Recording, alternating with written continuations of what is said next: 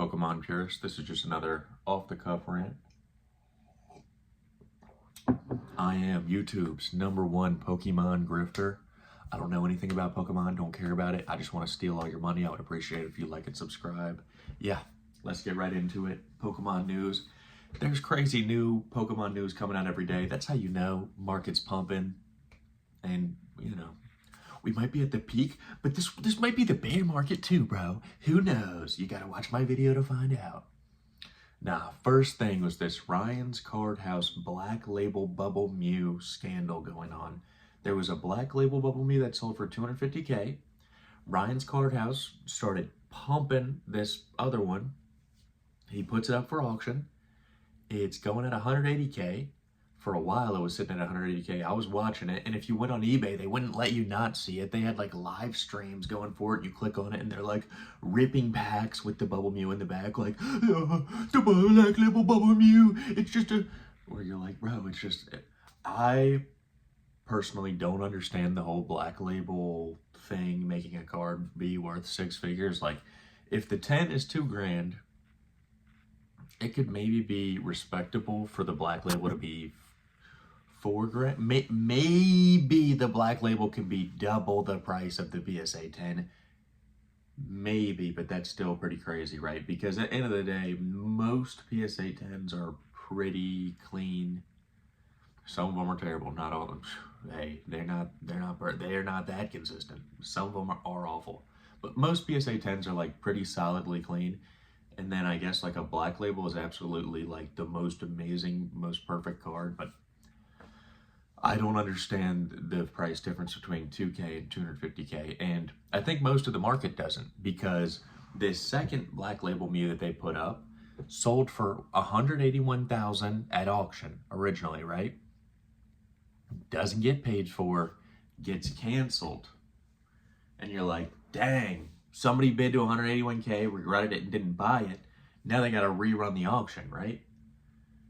No. A separate buyer reaches out to Ryan's Cardhouse and says, hey, I know that card was just available to win at auction for $182,000.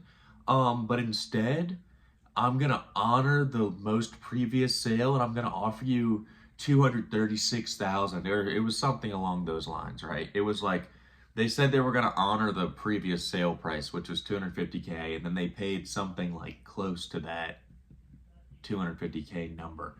But it's like, wait a minute, the card was up for auction. This guy could have won it for $182 and decides to honor the most recent sale at $250.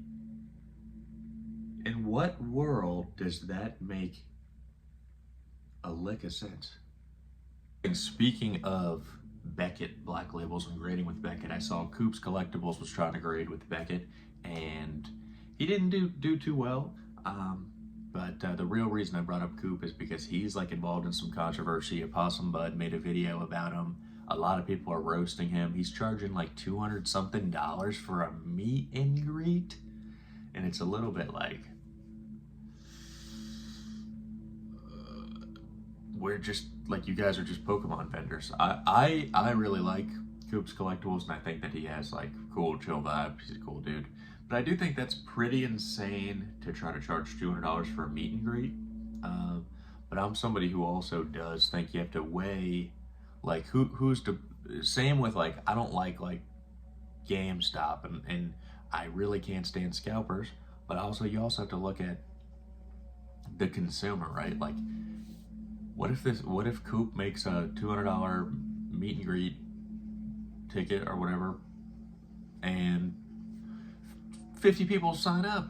I mean, that's a lot of money. Like, and people are willing to pay it, you know, as messed up as it is. But it's like, do you blame the guy? Like, most people are gonna roast him, but most people would also take the money if they could. That's kind of my stance on that. And I mostly blame like the consumers. Because I'm gonna be real with you, some of these vendors, a couple years ago, you could go to a small show, none of the vendors had like cameras or were famous or whatever. And I know of at least like one vendor that I knew that was like a nobody who recently, past 6 months, 8 months, like blew up and became like a celebrity. And they used to have no clout. They're just a dude, you know what I mean?